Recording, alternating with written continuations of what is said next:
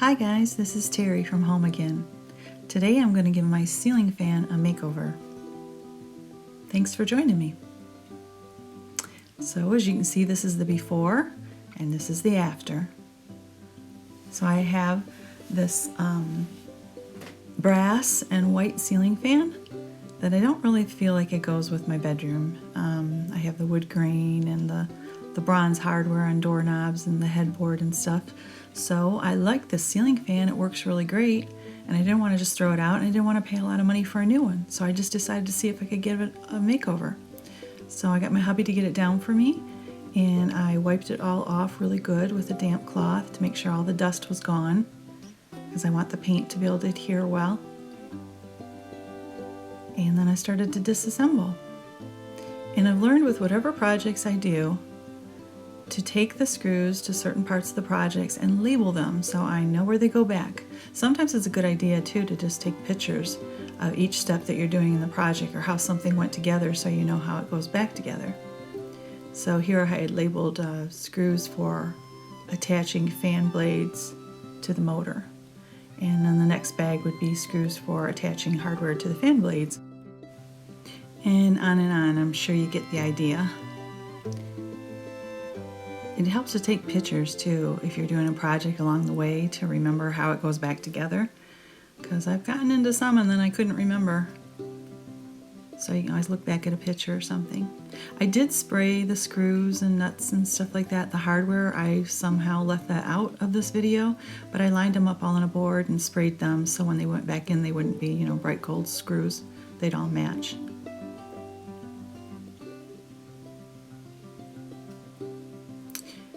There's a filter inside here too that I decided to remove. I'm imagining it's to catch dust to keep it from going up into the motor. So I just tried to gently remove that. There was one little part that wouldn't come off and I just left that and tucked my paper in around it. I put paper where the filter was, so when then I kind of set it back together and I spray, the spray won't get up into the motor. And I didn't want to spray this filter up because I'm sure it's for ventilation. I didn't want to clog it all up with paint. And make sure to wipe inside the housing too, because that can get pretty dusty. Somehow dust still gets in there. And I just figured it was a good time to clean it while I was at it. And then I put paper in between the motor and the outside of the other part of the housing, those vents there on the left. So then when I sprayed the paint, it wouldn't go down into the motor either. So both ways, I just covered those little vents with paper and a little masking tape. So then when I just gently set it back together, I didn't screw it back together to spray it, I just gently kind of leaned it against each other to spray it. Then the paint wouldn't go all in on the motor. And then later when it was all done being sprayed and I assembled it back together, then all edges were painted too. I didn't have any gold edges. So you'll see what I mean.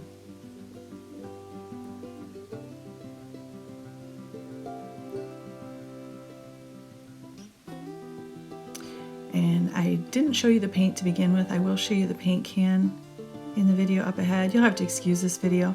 I covered my wires too, just to make sure the ends of them didn't get all paint on them. You want the connections to be good when you go to put it back together. And you can see the paper there in those vents. And on that side too. And I kind of just leaned it together like this to spray it. Now I'm going to do the light sockets. What I was saying is about the paint is I will show you the paint I used. It's not a very good clip of it. It's kind of blurry. But I will read it to you because I know what it says. And then you'll know what kind of paint I used. I'm sure any kind of good spray paint would be just fine.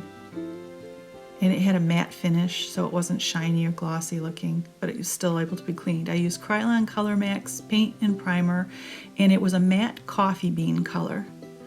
So you'll have to excuse my filming. I did this in the summertime. It was so hot. I had to wait till evening to do it, and the sun was setting. So I promise you it did not turn out this orangey brown color. It was a coffee bean color. It's just the evening sun, the glow of the evening sun made everything look yellowy and orange.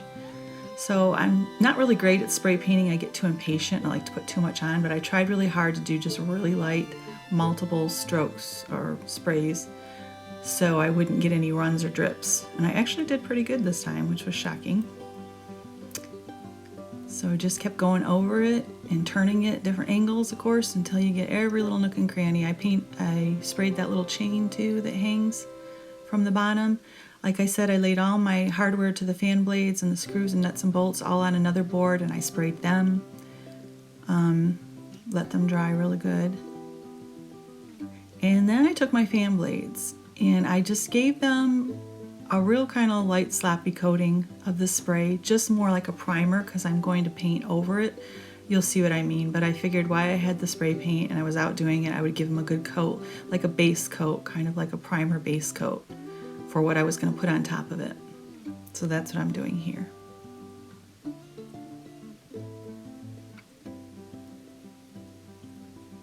Like I said, that's not the finished product, so just be patient with me. And here's what I'm talking about, everything looking so orangey. Promised it to not look like that. I'm getting all the paper out from the inside, obviously. You gotta kind of be careful how you move it around too, because the paint's still fresh. You don't want to scratch or chip it off. But if you do, when you're done putting it all back together, I just sprayed a little bit of spray paint in the lid to the spray can and used a little touch-up brush and just touched up anything that might have got scuffed or scratched in the process or chipped off and the gold was showing through, which was very little. I was surprised. I only had a couple little spots I had to touch up. But you just want to make sure to get all of that paper out of there. And then I had to reattach the little filter here. I just used a fabric glue I had on hand. I'm sure you could use anything. It's just to tack it back on there so it doesn't like get sucked up when the airflow goes through it. You could probably use a hot glue gun or just anything. I just put tiny little dots on there and touched it, you know, to get it to stick back there again. Went all the way around. So then I have a nice clean filter back in there when it's put back together. I use this Waverly Wax in antique color. And sorry, you can freeze the screen there if you want to get any code numbers off of it or anything, but I took the blades that I had already sprayed and I'm going over them with this wax. It's called like a wax. It's like a paint. I've stained furniture before with it.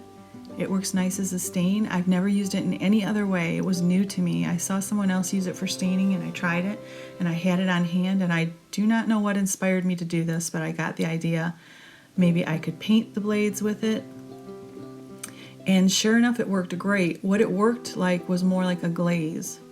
It stayed wet for a long amount of time, which was really great for this project, because what I do after this is I go over the top of it with a lighter brown to try to make a wood grain look to it. You'll see what I mean as I go on. And once again, I'm sorry about the lighting. I have my garage door open and all the light's coming in from that angle, and I get right now, all you see are a bunch of paint strokes and bumps, but I promise you, you'll get a good look at it later, what it looks like. I'll lift it up and show you, and then there won't be a glare on it. And it turned out really good. I was surprised. And I'm really picky about what I do. I'm usually my own worst critic. I remember after getting going that, oh yeah, I have a practice board here that I sprayed painted. I was supposed to try it out on that first and see if my idea was working. I just used these cheapy little dollar brushes from Lowe's or Home Depot, and I took an old scrap piece of wood and did the spray paint on it, and then I went over with this to see if my idea was going to work. I used this little craft paint. It was a milk chocolate color. I just got that at Walmart. They're like $1 or $1.19 a bottle. And I used parchment paper for my palette there, just a piece of paper, put a little paint down on it, and then I took a clean brush, a new brush for that color, and I used it very dry, you know, very little paint on it, brushed some of it off, and then really lightly went on top of this wax, like I said, which worked more like a glaze, and it just started to make strokes or stripes that went into the other paint. And it actually was scary to start, but I figured I have really nothing to lose. If it all goes bad, I could just spray paint it or throw it out and get a new one or whatever. It was just kind of a fun project to play around with. And I really thought it was going to be stressful to try to do this, but it really ended up being really fun to do. I was surprised. It was quite relaxing. I just kept painting, and when I wanted a little more wood grain look, I'd pick up a little more paint on the brush, just a little, try to blend it in to that wax and see if I could make it look like wood grain. And it was really fun, and I think it turned out good, and it's given me inspiration to try to make other things look like wood grain. I love working with natural wood. I do a lot of refinishing furniture, and I love to see wood grain, but I never tried to recreate it. So it was kind of an interesting, fun project for me. And I'm sure it's going to motivate me to try this on some other projects. I thought it would be cool to even try it on a door someday. I think they make kits you can buy to do that, but I think I've made my own here. So anyways, it's kind of a long process you got to be patient with. And I was going to speed it up, but I kind of wanted you to be able to see, you know, going over and over until you get it to where you like it just right. Thing is, it doesn't need to be perfect because wood grain doesn't always look perfect, right? Every piece of wood is different, so obviously every fan blade can be different. And I know you can't really see it good, but I'm going to give you a better view of it in just a few minutes.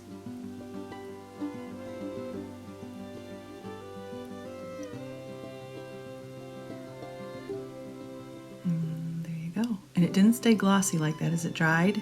It was kind of like a nice satin finish. I thought it looked like wood grain.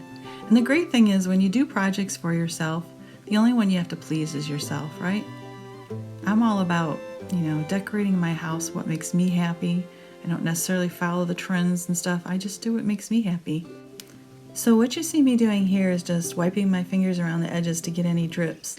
I never did the back side of the fan blade that faces the ceiling.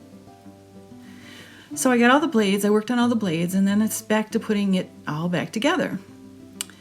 And be really careful not to drop your little washers into the motor. I did that. It took me a while to get it back out. And I concocted here a 5-gallon bucket with a soft blanket in it.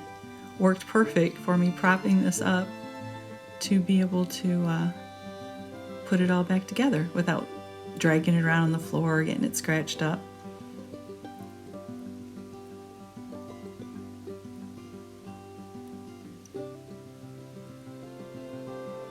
And then putting the hardware back on the fan blades. Like I said, this is a real unprofessional video. I just videoed this as I went just to see if maybe someday I could post it, and it's not the best, but I just decided I was going to post it anyways because it was a fun project. So you'll also see me in the end, and yes, I'm wearing my bathrobe because I tend to get going on projects. And then this one I let it dry a couple days because that glaze takes a long time to dry. Not 2 days, but I just wanted to make sure everything was nice and dry before I started moving around, putting it back together. But anyways, then when I got going on it, I got so excited to get it finished. Yeah, that's my bathrobe. Sometimes I get going on a project and I will just work late into the night because I get so excited to see it finished.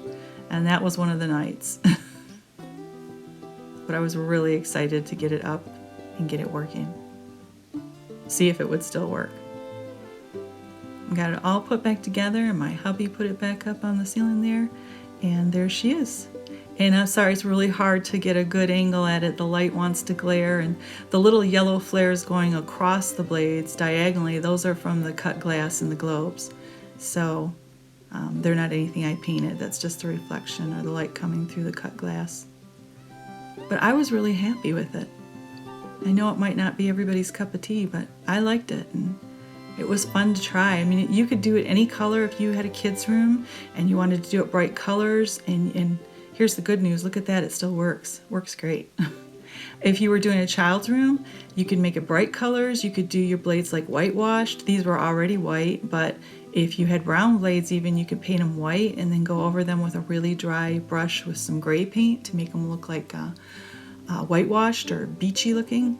There's all sorts of fun things you can do, and I just enjoyed the fact that I could keep this old fan going, give it a new look that matched my room better, keep it out of the landfill, and keep my money in my pocket. Well, I hope this video was at least fun for you to watch, and I hope it inspired you to give something in your house a makeover. So I really appreciate you watching. Thanks so much, guys. And if you liked this video, could you give me a thumbs up and subscribe? I sure would appreciate it. I hope to see you next time. Bye.